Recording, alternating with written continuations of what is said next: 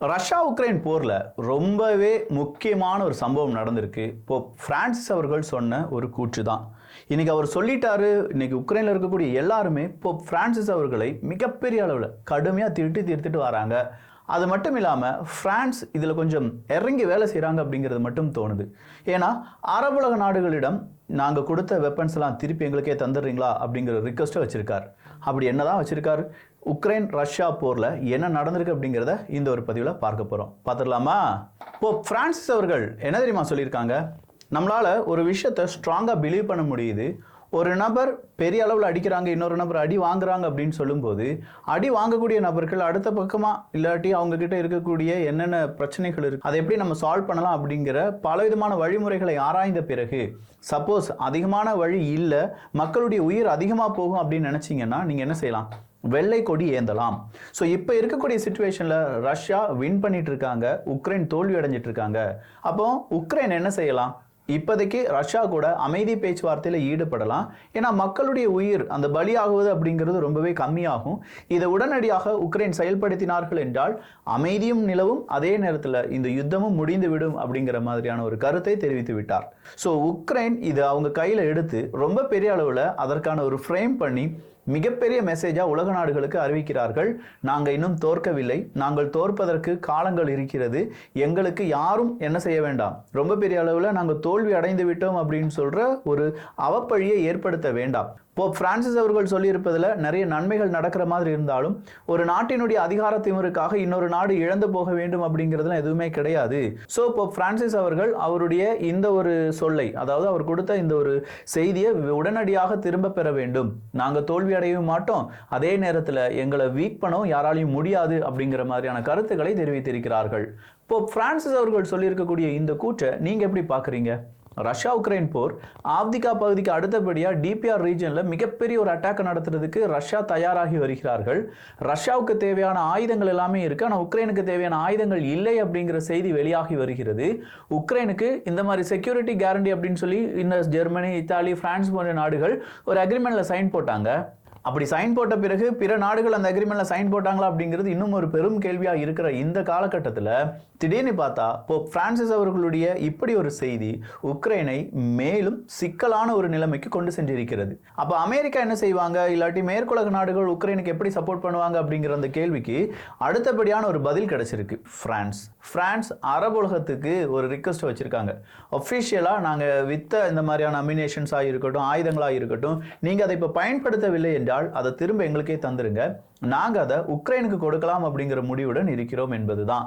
So இப்போதைக்கு பிரான்ஸ்ட ஆயுதங்கள் இல்லை, ஆயுதத்துக்கு தேவையான ஷெல்ஸ் இல்லை அப்படிங்கிறது தெள்ள தெளிவாக புரியுது.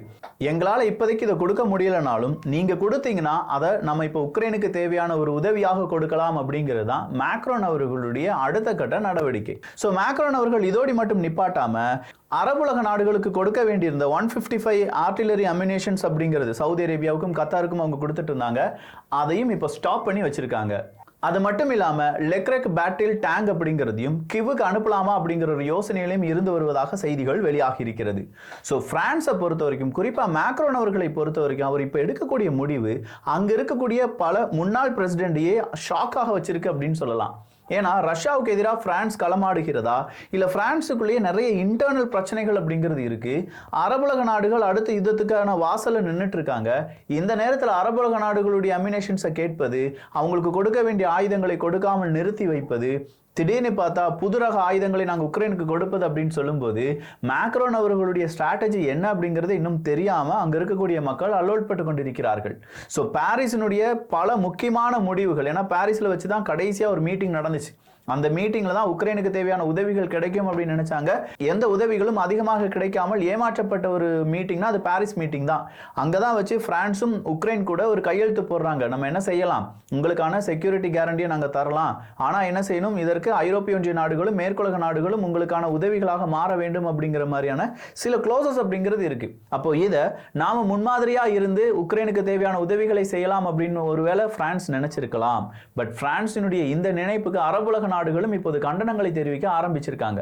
பிரான்ஸ் நேரடியாக நாட்டோவினுடைய அந்த ட்ரூப்ஸ் கண்டிப்பா ரஷ்யாவுக்கு எதிராக களமிறக்கப்படலாம், அதற்கு நானும் என்ன செய்வேன், ஓகே தான் சொல்லுவேன்னு சொன்ன போதே நாட்டோ வெர்சஸ் ரஷ்யா யுத்தம் ஆரம்பிக்கலாமா அப்படிங்கிற மாதிரியான யூகங்களின் அடிப்படையான செய்திகள் வெளியானது.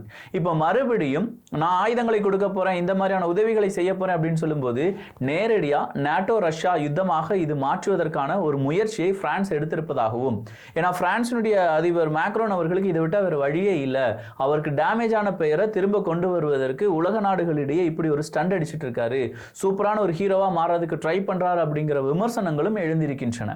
இல்ல அரபுலக நாடுகளுக்கு இப்படி ஆயுதங்களை கொடுக்க முடியாது அப்படின்னு சொல்ற அளவுக்கு பிரான்ஸ் எந்த மாதிரியான உதவிகளை இனிமே உக்ரைனுக்கு செய்ய போறாங்க அப்படிங்கிற ஒரு எதிர்பார்ப்பும் நிலவுகிறது. அப்போ பிரான்ஸ்ட எந்த மாதிரியான உதவிகளை உக்ரைன் கேட்டிருக்காங்க அப்படிங்கிறதையும் நாம பார்க்கலாம். உக்ரைனை பொறுத்த வரைக்கும் அவங்களுக்கு இப்போ தேவை நிச்சயமா ஏர் டிஃபென்ஸ் சிஸ்டம் தான்.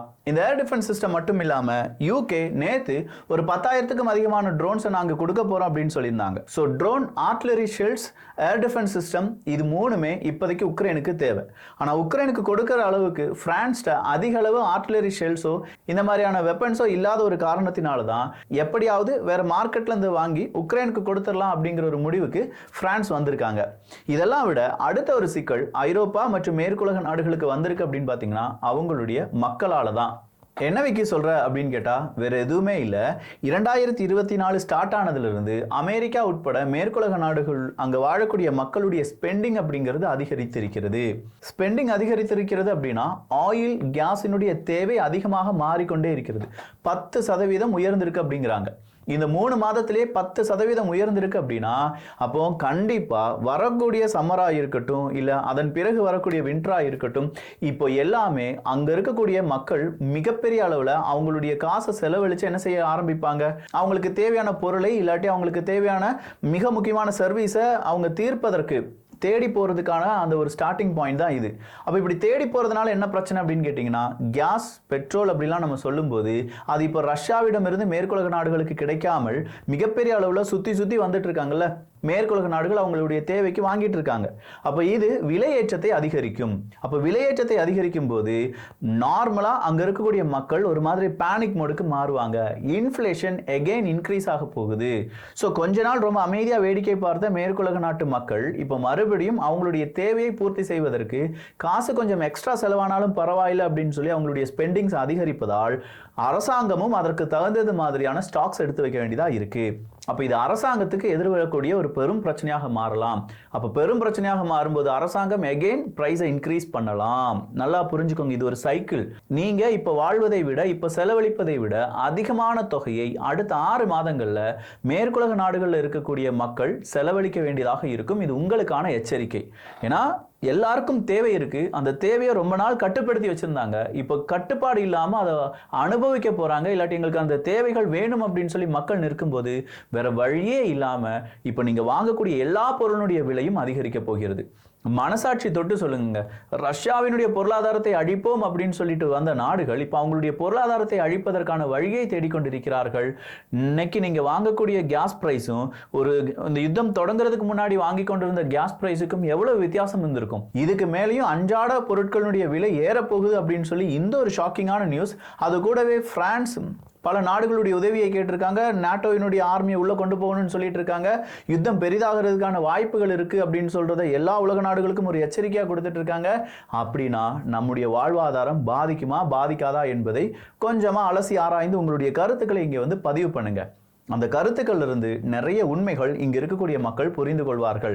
எஸ், வெளிநாடுகள்ல வாழ முடியல, வெளிநாட்டுல இந்த பிரச்சனை இருக்கு, வெளிநாடுகள்ல இந்த மாதிரியான செலவுகளை நாங்க அதிகமா செஞ்சுட்டு இருக்கோம், கேஸுக்கு விலை கூடிருச்சு இல்லாட்டி குறைஞ்சிருச்சு, பெட்ரோலுக்கு விலை கூடிருச்சு குறைஞ்சிருச்சுன்னு சொல்லி ஒரு 3-4 லைன்ல நீங்க கமெண்ட்ஸ் போட்டீங்கன்னு வச்சுக்கோங்களேன், அதை வாசிக்கிறவங்களுக்கு இங்க நடக்கக்கூடிய உண்மைகள் தெரிந்துவிடும். இல்ல நான் சொல்றதெல்லாம் ஏதோ மிகைப்படுத்தி சொன்ன மாதிரி இருக்கும். பட் 2024 ஸ்டார்டிங்ல இருந்து 10% மக்களுடைய ஸ்பெண்டிங்ஸ் அதிகமாகி இருப்பது எல்லா அரசாங்கத்துக்கும் பெரும் ஒரு கலக்கம் தான். பார்க்கலாம் என்ன நடக்குது அப்படின்னு சொல்லி. இதே மாதிரி விறுவிறுப்பான செய்திகள் தெரிந்து கொள்ள வியூகம், தமிழ் வியூகம் அப்படிங்கிற நம்ம சேனலை சப்ஸ்கிரைப் பண்ணிக்கோங்க. நல்லதை பகிர்ந்து நல்ல சமுதாயத்தை உருவாக்குவோம். நன்றி, வணக்கம்.